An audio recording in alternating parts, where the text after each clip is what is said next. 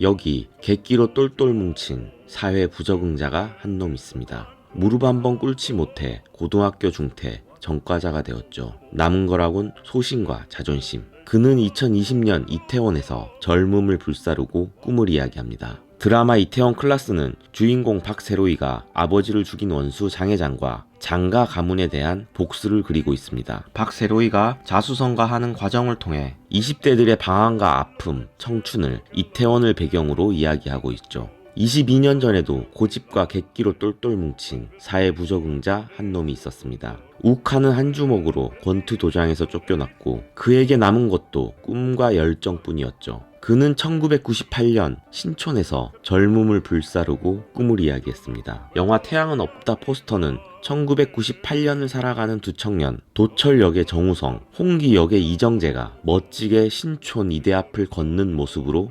디자인되었습니다.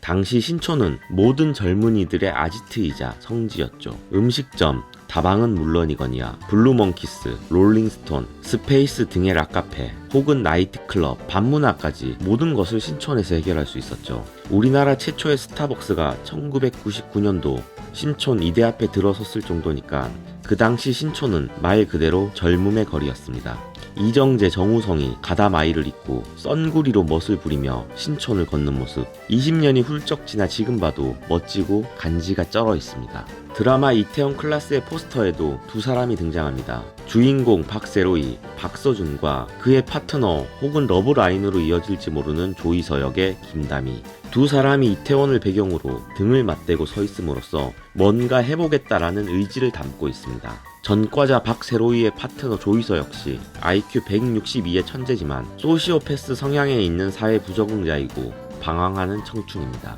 조이서뿐 아니라 주인공 박세로이가 운영하는 단밤에서 일하는 친구들 모두 살짝은 삐뚤어진 청춘들이죠. 폭력 전과 최승건, 트랜스젠더 마연이, 금수저 장근수, 그리고 튀기 김토니까지 모두가 사회가 정해놓은 바른 길에서는 살짝 벗어나 있습니다. 하지만 드라마뿐 아니라 인생에서도 정답은 만들어가는 것. 그렇게 아파하고 고민하는 것만으로도 20대의 의무를 다하는 것이라고 생각됩니다. 실컷 놀고 실컷 아파야지 더 나은 길이 보이는 법. 오죽하면 아프니까 청춘이다라는 말이 있을 정도니까요. 그리고 이들이 웃고 울고 외치는 곳이 2020년 이태원입니다.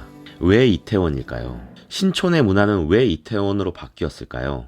1980년대, 90년대 청춘들의 희노애락을 노래했던 신촌은 2002년 월드컵을 기점으로 홍대와 이태원으로 그 명성을 옮겨갑니다. 그리고 그 중심엔 클럽 문화가 있었습니다. 초창기에는 홍대 MB, M2 등이 핫했지만 요즘은 이태원 페이더, 글램 등이 유명하다고 합니다. 드라마 이태원 클라스에서도 클럽 문화를 즐기는 법, 클럽에서 마음에 드는 여성을 픽하는 법, 일명 부비부비 요령과 노하우에 대해서 잘 설명하고 있죠. 왜냐하면 청춘들의 밤문화에서 술과 이성은 빼놓을 수 없는 존재니까요.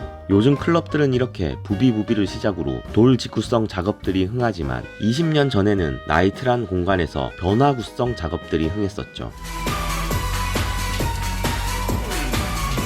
90년대에는 줄리아나, 돈텔마마 등 나이트클럽 문화의 청춘들이 빠져 있었습니다. 90년대 학번이 아니고 90년대 생들을 위한 나이트 이용 방법을 설명하자면 먼저 입장과 동시에 부스를 잡습니다. 나이트 자리는 크게 테이블, 부스, 룸 3단계로 존재하지만 테이블은 없어 보이고 룸은 너무 비싸고 적당한 부스의 자리를 잡는 것이 요령입니다. 자리에 앉으면 박찬호, 돼지엄마, 50원 등 웨이터들이 인사를 옵니다. 오늘의 승패는 이 웨이터들에게 달려있다고 해도 과언이 아닙니다. 물론 나이트라는 공간이 음악에 몸을 맡겨 춤을 추러 가는 사람도 있겠지만 대부분의 사람들은 춤보다 부킹이라는 데 목적이 있을 터이고 웨이터들에게 팁으로 3만원 정도 쥐어지면 그날 무제한 부킹이 시작됩니다. 그리고 아리따운 여성들이 옆에 오면 이제는 능력껏 이빨을 털어야 할 시간.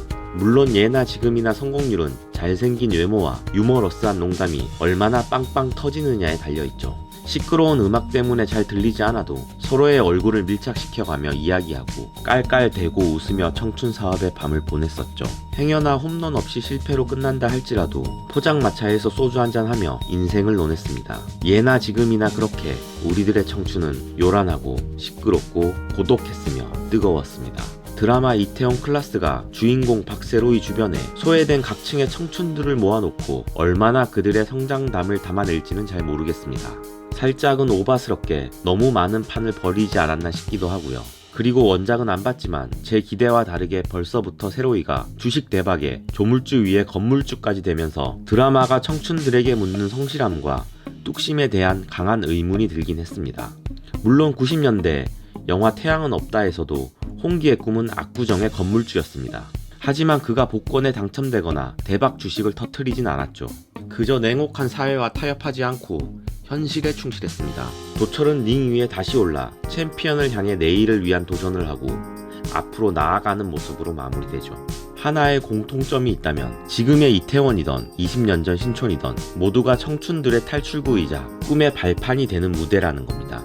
20년 후 우리는 적당히 타협할 줄 아는 아재가 되었지만 지금 젊은 날의 이정재, 정우성들은 홍대, 이태원 그 어디에서든 무릎 꿇지 아니하고 꿈과 열정, 낭만을 잃지 않았으면 합니다.